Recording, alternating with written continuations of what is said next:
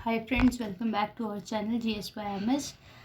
जैसे कि हमने पिछली वीडियो में सिंधु सभ्यता की विशेषताएं और अलग अलग तरह की सभ्यता पढ़ी। आज हम इनके वन लाइनर क्वेश्चन पढ़ेंगे।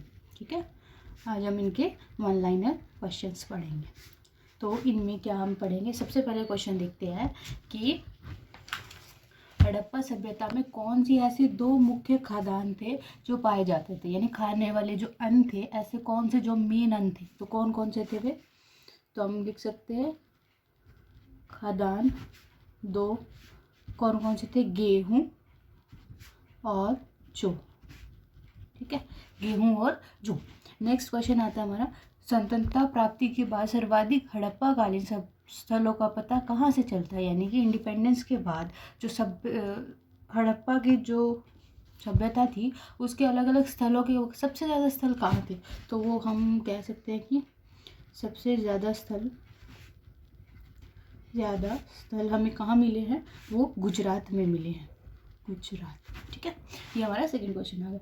नेक्स्ट क्वेश्चन हमारा आता है, हड़प्पा कालीन शहरों एवं नगरों को किस प्रकार से बांटा गया था, यानी इनको किस तरीके से इनकी मतलब डिवाइड था। तो इनको जैसे कि हमने पढ़ा ही, ऐसे रेक्टेंगल शेप्ड थे सारे इस तरीके से, तो इनको आयताकार बांटा गया था, आयताकार बांटा गया था। ठीक है, आयताकार इनको बांटा गया था। फिर आता है, मानव सभ्यता को सैंधव काल से किन दो प्रमुख चीज़ों की प्राप्ति हुई, यानी जो सिंधु सभ्यता का काल था उनको इन्होंने क्या कहा, सैंधव काल कहा। तो उस सैंधव काल से जो दो मोस्ट फेमस चीज़ें थी वो कौन कौन सी थी। तो दो प्रमुख चीज़ें कौन कौन सी थी, एक तो थी गेहूं, दूसरी थी कपास। ठीक है, कपास थी। ठीक है, फिर आता है, सिंधु सभ्यता का समूचा क्षेत्र किस आकार में, ये हमने पहले ही दिन पढ़ लिया था कि जो सिंधु सभ्यता है उसका जो शेप है वो किस तरह की है। तो सिंधु सभ्यता की शेप किस तरह की है, वो ट्राइंगल शेप यानी त्रिभुजाकार है। कैसा है, त्रिभुजाकार है। ठीक है, उसके बाद आता है, इसका क्षेत्रफल कितना है, क्षेत्रफल। तो इसका क्षेत्रफल है, जैसे कि हमने बताया था 13 लाख के आसपास है, तो एग्जैक्ट फिगर में 12,99,600। ठीक है, तो ये इस तरीके से है 12,99,600, दैट इज इक्विवेलेंट, जो किसके लगभग 13 लाख स्क्वायर किलोमीटर के। ठीक है, इसके अब आता है अब तक हड़प्पा संस्कृति के लगभग कितने स्थलों का पता लग चुका है, यानी अब तक कितने जो साइट के बारे में हमें पता चला है। तो हमें 100 साइट्स के बारे में अभी तक पता चला है। ठीक है, नेक्स्ट क्वेश्चन हमारा आता है कि हड़प्पा संस्कृति की मुख्य विशेषताएं क्या थी। यस, तो उसकी मुख्य विशेषता क्या थी कि वो जो थी वो उनका जो शहर की प्लानिंग थी ना, सिटी प्लानिंग, वो बहुत अच्छी थी।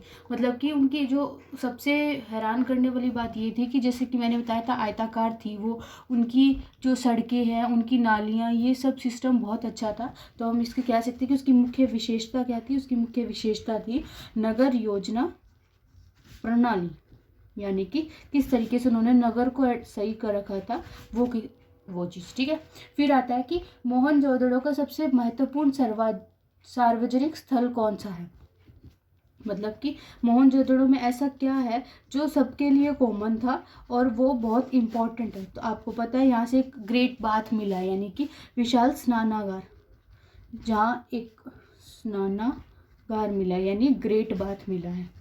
तो वो क्या है, उनकी सबसे महत्वपूर्ण सार्वजनिक स्थल है। उसके बाद आता है कि मोहनजोदड़ो की सबसे बड़ी इमारत कौन सी है। तो इनकी सबसे बड़ी इमारत कौन सी है, सबसे बड़ी इमारत वो है अन्नागार। वो क्या है, अन्नागार है। फिर आता है, हड़प्पाई लोग किसके बने हल का प्रयोग करते थे। तो इनके हल जो है वो किस चीज़ के बने हुए होते थे, हल जो है वो लकड़ी के बने हुए होते थे। किसके, लकड़ी के बने हुए होते थे। उसके बाद आता है, सबसे पहले कपास पैदा करने का श्रेय किन लोगों को ज़्यादा है। तो सबसे पहले जो हमें कपास के जो स्रोत मिले हैं उनका श्रेय किसको जाता है, वो जाता है सिंधु निवासियों को। किनको जाएगा, वो सिंधु सभ्यता के लोगों को, सिंधु सभ्यता वाले लोगों को जाएगा। तो हम कह सकते हैं कि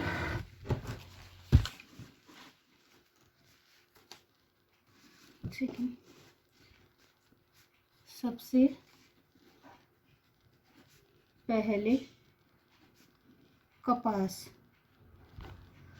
पहले कपास का ये जाता है श्रेय सिंधु निवासियों को, यानी जो सिंधु नदी के पास रहते थे, सिंधु निवासियों को। ठीक है, ये जाता है इनको, सिंधु निवासियों को। अब आता है कपास को यूनान के लोग किस नाम से पुकारते थे? तो वो कपास को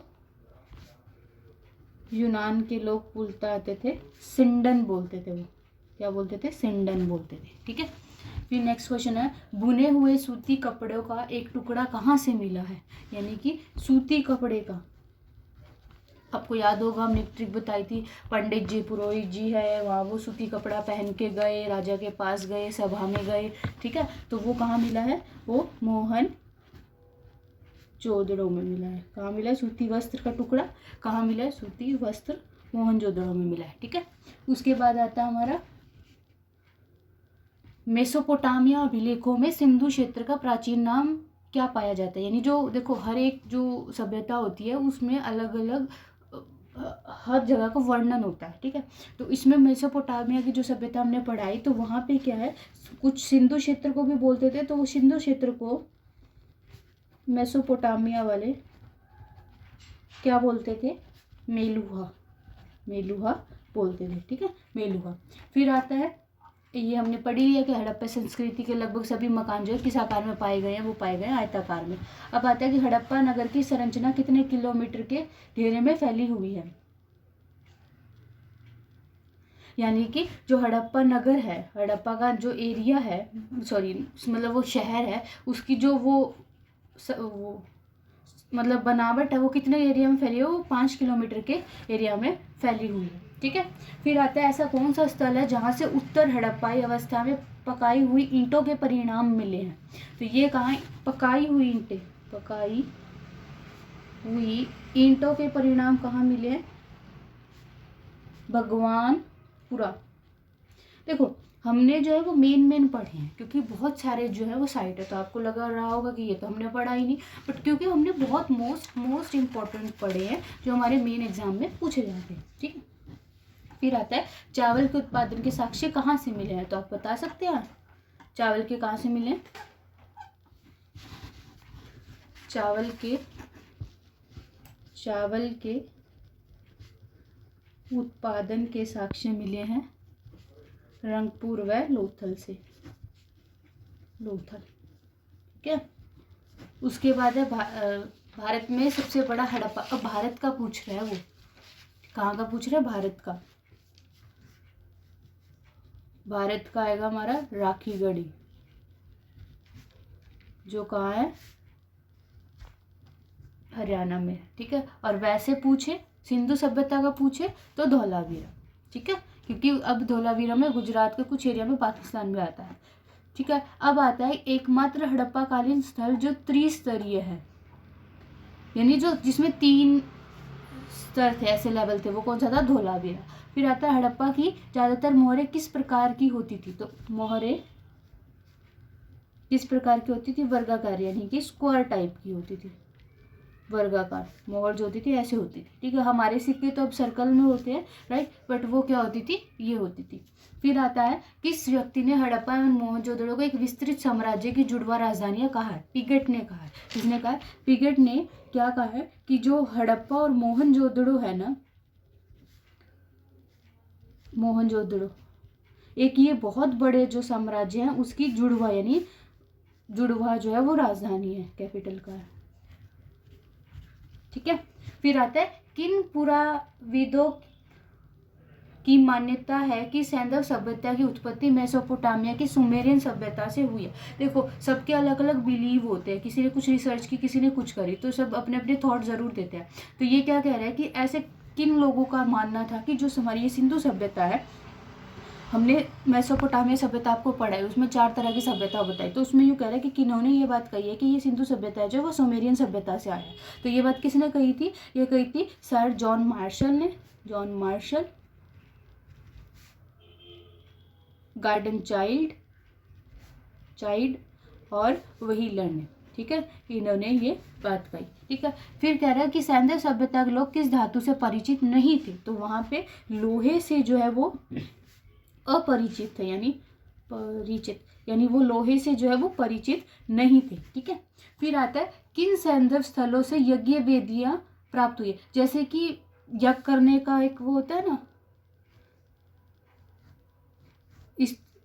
इस तरीके का कुछ होता है यज्ञ करने का, तो वो हमें कहाँ से मिला है, वो यज्ञ का लोथल और कालीबंगा से मिला है, लोथल और कालीबंगा। फिर आता है सैंधव सभ्यता के किस स्थल से घोड़ों की हड्डियों के प्रमाण मिले हैं, तो हमें घोड़े की हड्डियां कहाँ से मिली हैं, घोड़े की हड्डियां वो मिली है सुरकोटदा से। कहाँ से, सुरकोटदा से। ठीक है, वो हमें मिली है सुरकोटदा से। फिर आता है मोहनजोदड़ो के निवासी अधिकांश किस जाति के थे,